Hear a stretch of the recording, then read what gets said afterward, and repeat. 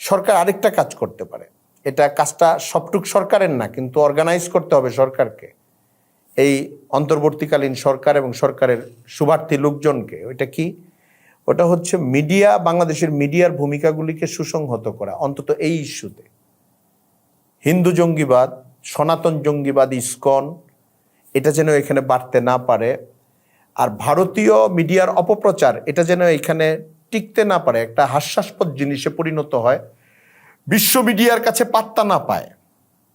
আমাদের দেশের মূলধারার মিডিয়াগুলোকে সব সময় সাপোর্ট দিয়ে যেতে হবে এই কাজগুলো করানোর জন্য। আমরা একটা জিনিস দেখছি, আমার এটা অস্বস্তি লাগে দেখলে অনেক সময়। সেটা কি দেখেন, যে আমরা দেখছি প্রধান উপদেষ্টার প্রেস সচিব মাঝে মাঝে বলে এটা ঠিক না, ওইটা ঠিক না, আপনারা এটা নিয়ে লিখুন, আপনারা এটা নিয়ে বলুন। আর মিডিয়াগুলো ওইটাকেই নিউজ করে।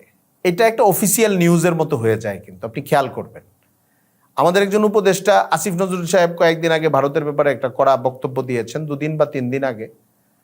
এটা নিউজ হয়েছে, এইটা আবার একটা অফিসিয়াল নিউজ হয়ে যায় যে সরকারি সূত্র এই কথাটা বলেছে, গণমাধ্যম এটাকে প্রকাশ করেছে।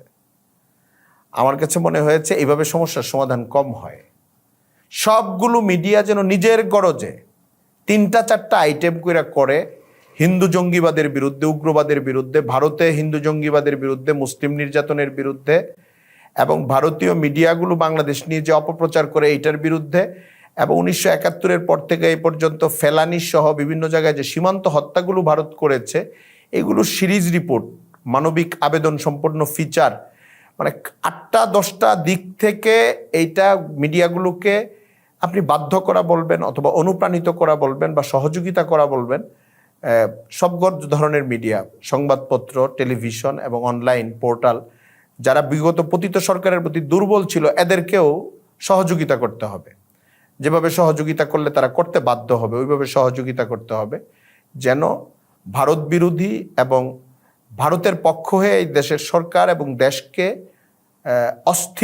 অস্থিতিশীল করার যে একটা সনাতনী ষড়যন্ত্র নতুন শুরু হয়েছে, সাম্প্রদায়িক ষড়যন্ত্র, এটাকে বন্ধ করার ব্যাপারে নিজে থেকে সার্ভিস দিতে থাকে গণমাধ্যমগুলো।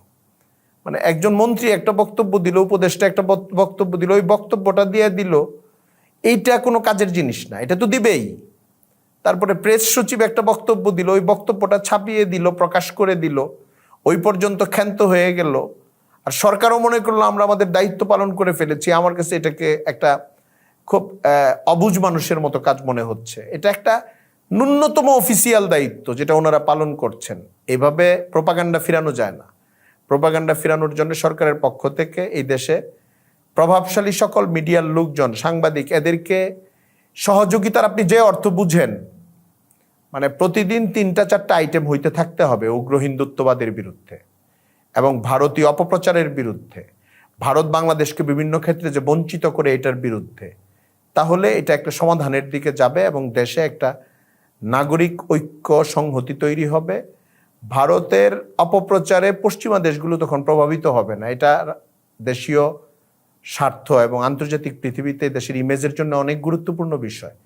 আরেকটা কাজ হচ্ছে, যারা সামাজিক মাধ্যমে বিশাল প্রভাব রাখেন, তাদের সঙ্গে সরকারের মিডিয়া উইংয়ের কোঅপারেট করা, সবসময় সাপ্লাইগুলি দেওয়া, তারা যেন ভালো ভালো কাজগুলো করেন এবং এই ইস্যুতে ভালো বক্তব্য রাখে, ভালো ভালো ফিচার তৈরি করে, ভালো ভালো প্রতিবাদ তৈরি করে, এই কাজগুলো করা, এটা করা দরকার।